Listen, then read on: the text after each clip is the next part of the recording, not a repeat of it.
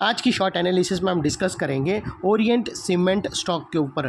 दोस्तों ये स्टॉक अगर आप देखो तो जुलाई 2024 से करेक्शन के अंदर चल रहा है। मोटा मोटी देखो तो दोस्तों इसने पूरे 3 महीने करेक्शन में बिता दिए और करेक्शन में भी दोस्तों इसने दोनों तरह का करेक्शन दिया, प्राइस वाइज टाइम वाइज दोनों। प्राइस वाइज करेक्शन के अंदर स्टॉक काफ़ी हद तक डाउन साइड करेक्ट हुआ और टाइम वाइज करेक्शन के अंदर स्टॉक ने एक साइडवे कंसोलिडेशन किया, एक रेंज बनाया, स्ट्रॉन्ग बेस बनाया और अल्टीमेटली उसको ब्रेकआउट किया है।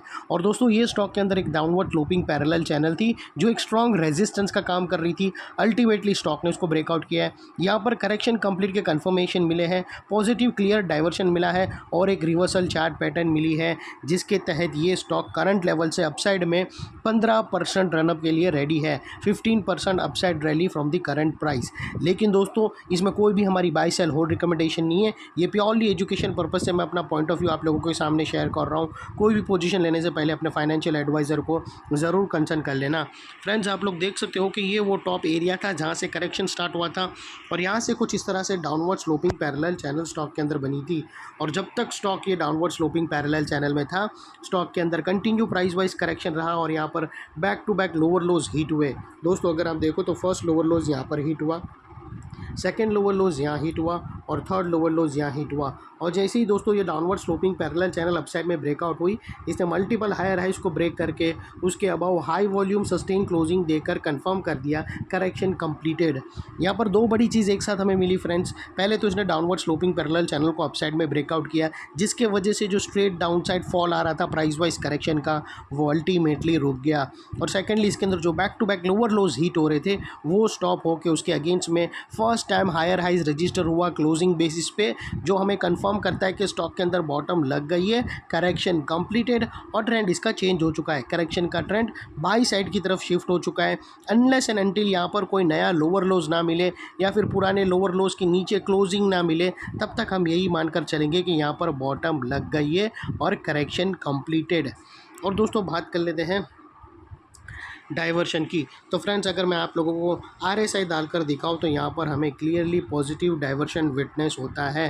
प्राइस एक्शन के जो लास्ट लोअर लो स्विंग अगर आप देखो तो वो डाउन साइड में टिल्ट हुए हैं और वही दोस्तों अगर आप RSI के लोअर लो स्विंग देखो तो वो अपसाइड में टिल्ट हुआ है और यहाँ से हमें ब्रेकआउट मिला है जो एक अपसाइड मोमेंटम पम्प कर सकता है स्टॉक के अंदर।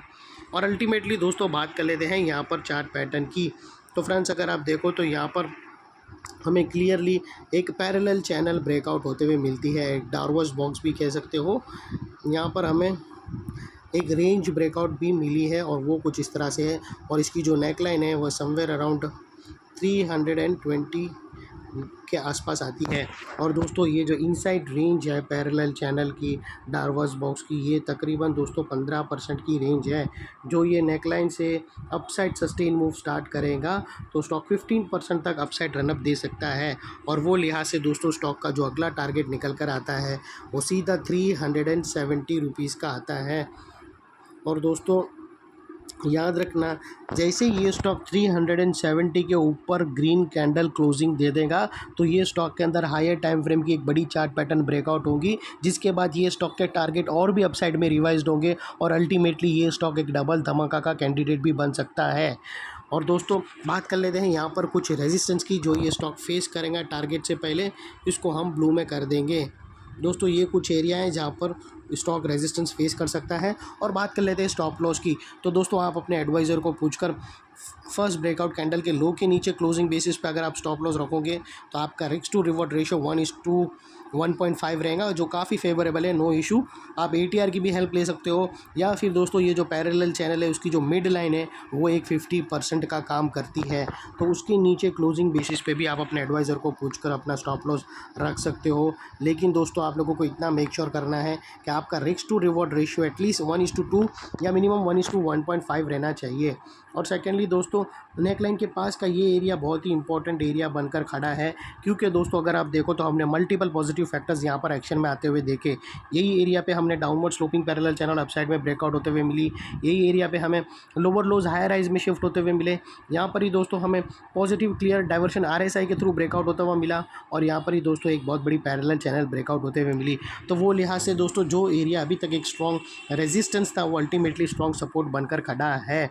और इनकेस अगर स्टॉक ने टारगेट से पहले कहाँ पर भी बीच में सेलिंग प्रेशर फेस किया और वो स्टॉक गिरना स्टार्ट किया और नेकलाइन को रीटेस्ट करने आया, तो दोस्तों रीटेस्ट के टाइम पे नेकलाइन का ये एरिया सामने आके एक स्ट्रॉन्ग सपोर्ट का काम करेगा और स्टॉक को इधर अपसाइड में पुश करेगा या साइडवे कंसोलिडेशन में। और इतने बड़े स्ट्रॉन्ग सपोर्ट के नीचे क्लोजिंग बेसिस पे तुम्हारा स्टॉप लॉस रहना चाहिए जो आसानी से हिट ना हो। और बाय एनी चांस अगर क्लोजिंग बेसिस पे हिट हो जाता है तो दोस्तों नो इफ नो बट सीधा स्टॉप लॉस देकर ट्रेड को वाइंड अप कर देना चाहिए। ये थी हमारी शॉर्ट एंड स्वीट एनालिसिस। अच्छी लगे तो प्लीज़ चैनल को लाइक शेयर सब्सक्राइब ज़रूर करना फ्रेंड्स। थैंक यू, जय हिंद।